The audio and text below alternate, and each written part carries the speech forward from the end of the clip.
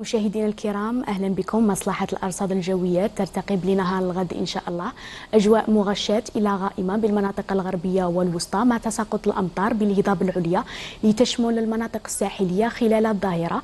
لنسجل كذلك حبيبات من الرمال تبقى عالقة في السماء بالمناطق الساحلية والداخلية. أما المناطق الشرقية ستشهد سحب سفلى مع ضباب بالمناطق الساحلية والمرتفعات الداخلية. للإشارة رياح قوية بكل الهضاب العليا منطقة الأوراس والمناطق الساحلية الغربية والوسطى الغربية.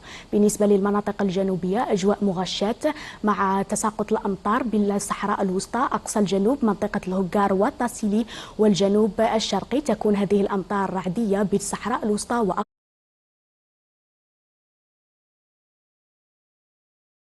أقصى الجنوب.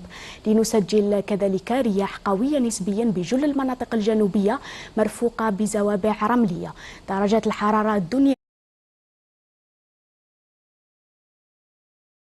ليلة اليوم إن شاء الله 6 درجات أقول بالبيض والجلفة، 7 درجات بقسنطينة وسطيف، كذلك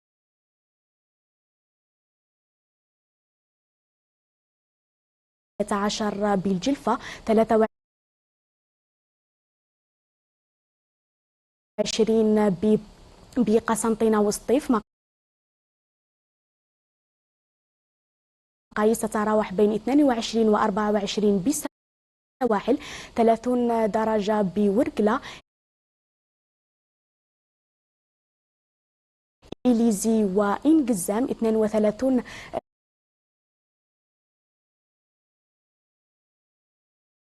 50 كيلومتر في الساعة بالسواحل الغربية. أما عن توقيت شروق الشمس سيكون على الساعة 7:17 دقيقة، أما الغروب على الساعة 6:43 دقيقة.